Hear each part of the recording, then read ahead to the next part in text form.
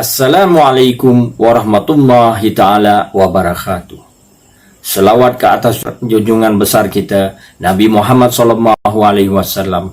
Allahumma salli ala Sayyidina Muhammad wa ala ali Sayyidina Muhammad. Wahai Tuhanku, limpahkanlah rahmat dan salam kepada junjungan kami Nabi Muhammad. Sesungguhnya Allah dan para malaikatnya berselawat, memberi segala penghormatan dan kebaikan ke atas Nabi Muhammad sallallahu alaihi wasallam. Wahai orang-orang yang beriman, berselawatlah kamu ke atasnya serta ucapkanlah salam dengan penghormatan. Surah Al-Ahzab ayat 56. Selamat menyambut Maulidur Rasul. Rasulullah adalah pemimpin Islam yang tiada tolok bandingnya. Marilah kita berpegang kepada sunnah dan ajarannya. Saya, penglipur lara Anda, terima kasih pada semua penonton dan pendengar yang telah memberikan sokongan dan komen yang positif untuk saya meneruskan video narrating ini. Semoga siri pertama menghiburkan Anda dan menghilangkan kerinduan Anda pada kisah-kisah seram siri bercakap dengan jin. Sudah pasti Anda tidak sabar untuk sambungannya. Sebelum itu, untuk makluman, sewaktu rakaman siri kedua ini, saya telah merasakan suatu kehadiran semasa rakaman dan gangguan pada audio ketika mendengar semula rakaman. Sebelum rakaman, saya sentiasa pastikan tiada sebarang bunyi dengan menutup tingkap, pintu, lampu dan kipas. Rakaman juga dilakukan lewat tengah malam. Ini bagi memastikan keadaan sunyi dan sepi. Keadaan yang saya nyatakan bermula di minit 12.07, satu lagi di minit ke-13, keluar cahaya yang tidak dapat dijelaskan dalam rakaman. Juga di rakaman tersebut ada bunyi-bunyi yang pelik. Saya tidak menghiraukannya. Dalam keadaan bulu roma meremang, saya tetap tenang dan teruskan sesi rakaman. Untuk minit yang mendebarkan itu, saya tidak meletakkan sebarang sound effect sehingga ke penghujung. Anda boleh memberikan pandangan Anda di ruangan komen mengenai situasi tersebut. Saya harap Anda akan menyukainya. Bismillahirrahmanirrahim. Siri bercakap dengan jin, jilid 1. Siri 2, bertemu dengan penunggu babi hutan. Percakapan Datuk dengan jin menjadi semakin hangat.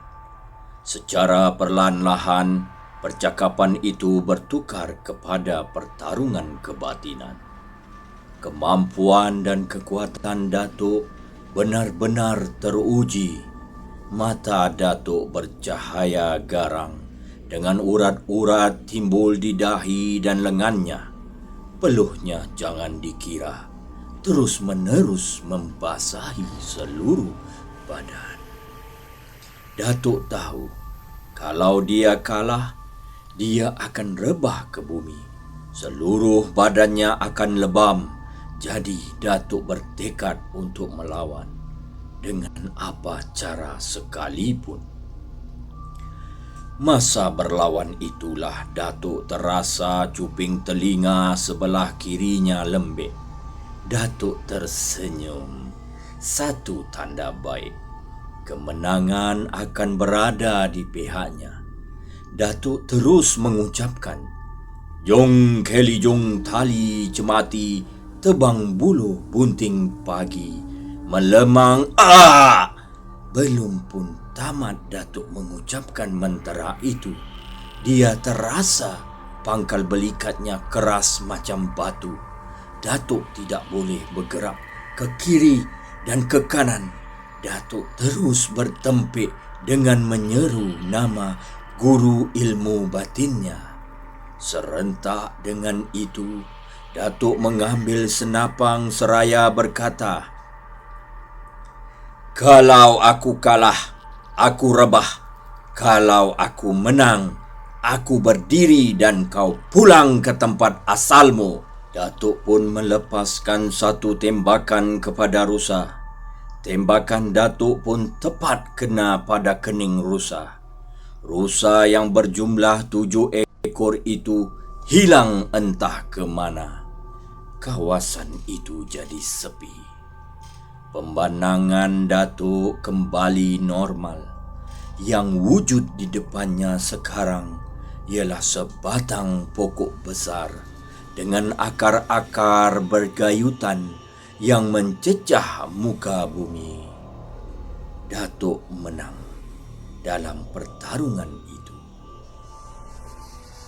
Sebelum meninggalkan tempat itu, Datuk segera mencari anak-anak kayu yang bercabang 7 yang mengarah ke matahari jatuh. Anak kayu bercabang 7 itu Datuk tikamkan ke bumi. Cabang yang ke-7 menghala ke bawah. Lepas itu, Datuk memotong cabang 7 lalu berkata, "Ini kawasan manusia dan kau telah pulang ke tempat asalmu." Datuk pun mencari arah. Dia mula-mula masuk tadi dan berjalan ke keretanya kembali. Dia duduk di situ lebih kurang setengah jam. Kemudian barulah kawan-kawannya pulang. Semua binatang buruan dimasukkan ke dalam bonet kereta Ford Agelia, kepunyaan Datuk. Dalam perjalanan pulang, Datuk dan kawan-kawannya singgah di Pekan Pengkalan Baru. Mereka makan dan minum kopi di sebuah warung dekat surau. Secara kebetulan pula, tuan punya warung itu adalah kenalan Datuk yang sama-sama datang dari Aceh. Datuk pun menceritakan tentang peristiwa yang dialaminya. Menurut tuan punya warung itu, setiap pemburu yang berjumpa dengan rusa yang berjumlah 7 selalunya cukup sulit untuk keluar dari kawasan hutan. Kalau keluar pun, dia tidak akan sihat atau separuh gila. Biasanya bila mereka sampai ke rumah, mereka terus sakit dan meninggal. Masa sakit itulah mereka jadi tidak tentu arah. Kalau silap dilayan atau tidak berjumpa dengan dukun yang handal mengubat penyakit itu, ia akan berjangkit pada si anak. Biasanya penyakit itu suka pada anak bongsu. Terang tuan punya warung itu pada Datuk. Datuk terdiam. Kemudian Datuk mengajak tuan punya warung itu ke tepi sungai.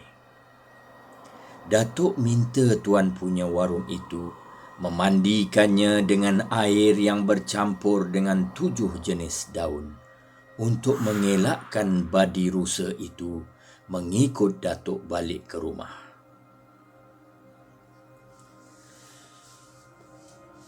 Walau bagaimanapun, Datuk terhindar dari serangan sebarang penyakit. Malah kegemarannya untuk memburu bertambah giat dan hebat. Asal terdengar saja padanya ada kawasan terdapat landak, kancil atau kijang, Datuk tidak akan melepaskan peluang untuk memburu. Kalau tidak dapat waktu siang, dia akan pergi waktu malam. Memburu adalah suatu pekerjaan yang amat dicintai oleh Datuk. Kalau sudah tiba masanya Datuk untuk berburu, jangan sesiapa cuba menghalang. Dia tidak peduli. Kalau dilarang juga, Datuk kan naik darah. Selalu jadi korban kemarahan Datuk ialah Nenek Tamar yang tidak begitu senang dengan sikap Datuk itu. Selain dari berburu, Datuk cukup rajin belajar ilmu-ilmu kebatinan. Datuk pernah bertapa di Gua Ulu Licin 7 hari 7 malam tanpa makan sebiji nasi. Tapi tubuh Datuk tidak susut. Kalau ada dukun ilmu batin mengubat orang cara kebatinan, Datuk tidak segan-segan berkawan dan mencuri ilmu dari dukun itu. Anehnya, Datuk tidak berhajat untuk menjadi seorang dukun. Semua yang dicari hanya sekadar untuk pelindung diri, kata Datuk. Pada suatu pagi Ahad, Datuk telah menerima kunjungan seorang temannya dari Port Well dekat Taiping, iaitu Lee Kong Hua, seorang pengusaha kilang kopi. Setelah berbincang agak lama dengan kawannya itu, Datuk pun mengambil keputusan untuk pergi memburu babi yang selalu merosakkan tanamannya di Paya Besar. Kawannya itu bersetuju. Mereka terus pergi ke balai polis Berwas memberitahu tentang hajat mereka untuk memburu babi. Hasrat Datuk dan kawannya itu tidak dihalangi oleh pihak polis kerana kawasan Paya Besar masih lagi belum terlibat dengan kawasan hitam. Kemudian, Datuk dan kawannya itu menyusul jejak tapak kaki babi menghala ke utara. Lebih kurang 2 jam perjalanan, babi yang dicari masih tidak ditemui. Mereka masih tidak putus asa. Lee Kong Hua sudah merancangkan bila dapat babi hutan nanti, dia akan membawa babi itu pulang dengan lori kepunyaan seorang kawannya yang sudah bersetuju datang ke kebun getah Datuk lebih kurang pukul 3 petang. Dia mengira paling kurang 5 ekor babi akan diperolehinya. Kerana dia tahu Datuk memang cekap menembak. Jalan punya jalan. Akhirnya Datuk dengan kawannya tersua dengan seekor babi hutan yang besar. Datuk melepaskan tembakan. Tapi babi itu segera melompat masuk ke dalam belukar kecil yang penuh dengan pokok serunai laut dan senduduk. Datuk dan kawannya mengilingi belukar kecil itu. Tiba-tiba babi itu keluar dari belukar dan berlari ke arah ulu dendang. Mereka terus memburunya. Semasa memburu, Datuk dan kawannya terserempak dengan satu kumpulan babi.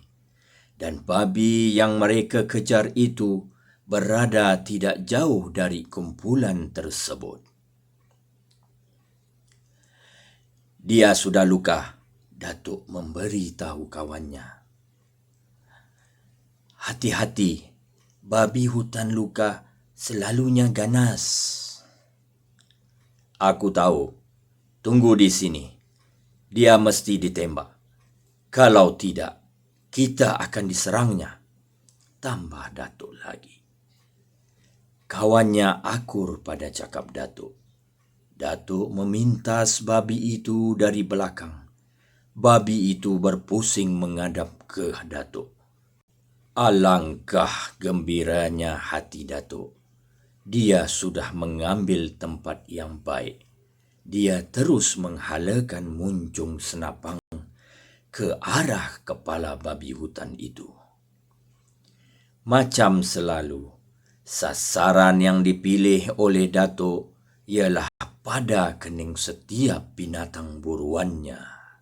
Dengan hati-hati, Datuk pun menarik pemetik senapang. Datuk jadi gawat sekali.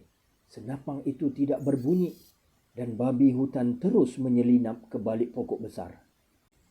Dari celah pokok besar itu muncul seorang wanita yang sungguh cantik. Dia mahu mendekati Datuk dan mengatakan bahawa babi itu berada tidak jauh daripada pohon itu. Dia suruh Datuk memburunya dan Datuk sudah tahu dia tidak akan terperangkap lagi. Wanita di hadapan Datuk terus bercakap dengan manjanya. Bau harum yang sangat asing menyusup lubang hidung Datuk. Datuk merasa dirinya seakan-akan melayang. Datuk segera bertafakur, menyatukan mata batinnya dan seluruh kekuatan panca inderanya. Dia terasa ada sesuatu kuasa yang menyuruh dia ke seberang sungai. Datuk menentang kuasa itu dengan penuh keyakinan. Kali ini, Datuk terasa dia mula tewas. Dia terdengar suara perempuan cantik itu ketawa. Datuk membuka mata.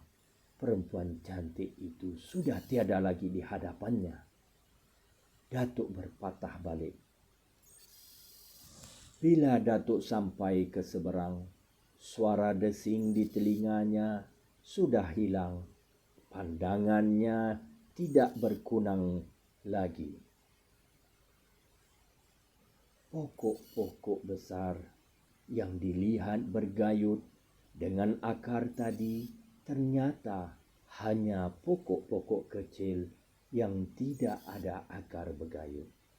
Datuk duduk di situ. Beberapa saat kemudian, kawannya Li Kong Hua pun sampai ke tempatnya. Kenapa?